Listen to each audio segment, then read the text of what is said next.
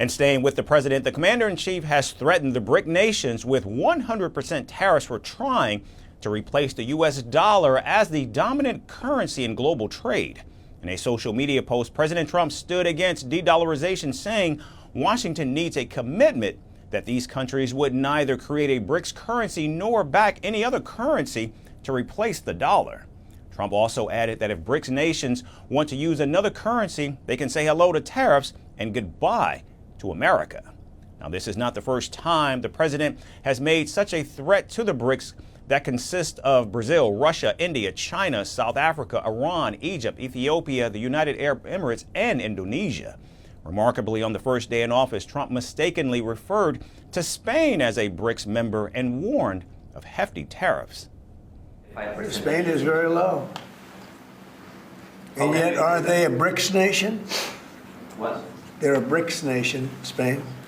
You know what a BRICS nation is? Well, you'll figure it out. But, and if the BRICS nations want to do that, that's okay, but we're going to put at least a 100% tariff on the business they do with the United States. You know what the BRICS is, right? You guys know. Brazil, you know what Russia. I'm saying, right? You know what I'm saying. The president also went after the BRICS after winning the presidential election and threatened Russia, Brazil, India, and China with tariffs separately. Originally founded in 2009, the BRICS alliance is conceived as a counterweight to the group of 7 or G7 developed nations, which include the United States, Canada, the United Kingdom, Italy, Germany, France, and Japan. While the BRICS do not have its own currency, the member states have promoted their trade in local currencies. Prior to Indonesia's addition earlier this month, the BRICS accounted for 46% of the world's population and 35% of the global GDP. Meanwhile, Brazilian President Lula da Silva says he will impose reciprocal tariffs on the United States if, in fact, Donald Trump makes a move. It's very simple. If Donald Trump taxes Brazilian products, there will be reciprocity from Brazil in taxing products that are exported to the United States. For my part, what I want is to improve our relationship with the United States. Export more if necessary, import more if necessary, and to maintain our 200-year relationship. Now, during various meetings, the BRICS leaders have called for the de-dollarization to advance their local currencies in bilateral and multilateral trade. Together with our BRICS partners, we are using our national currencies in about 65% of the settlements. This is a natural process.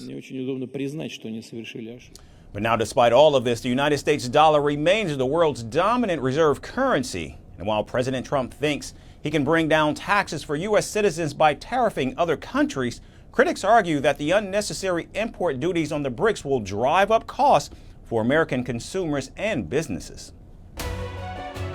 We're calling the show Vantage. We hope you like what we put together for you. Touted as the minimum defense from that video. India's neighbors were the first to send the special edition of Vantage live from the White House throughout this week. Yes, Hindu Mandir we're on our way to Tel Aviv. Pretty measure, but it's also the perfect way to drive. I don't think that Prime Minister of Bhutan, Sherin Thagbé. Welcome to 60% of the world's office. Prime Minister Modi did the iron. We were actually. How are you doing? How do you like? It's been 1 year since that meeting. Iron bars separate you from the outside. Out the vote effort. Trump had, it says, and at $4.3 trillion. 300 billion by 2030. That's what we need to tackle climate change.